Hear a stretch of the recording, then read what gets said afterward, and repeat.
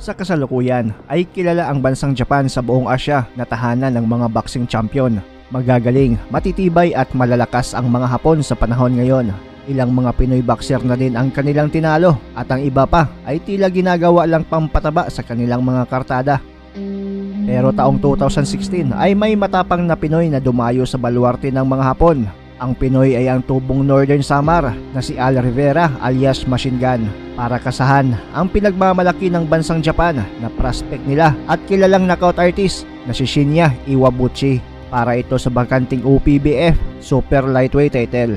Dalawang Pinoy na ang tinudas at pinabagsak nitong Hapon. Ito ay sina Romer Jacosalem at ang kilalang matibay din na si Jimrick Saka.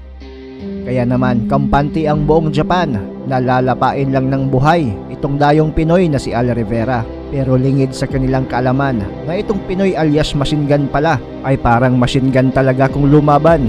Nirat-rat ng mga suntok itong pambato ng Japan. 2 beses tinumba, nilamog at dinurog lang ng ating bida.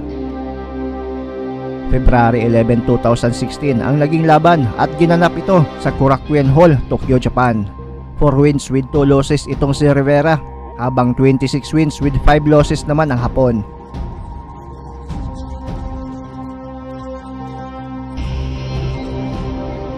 First round, agresibo agad si Kabayan, maagang nagpaulan ng mga kombinasyon sa pambato ng Japan.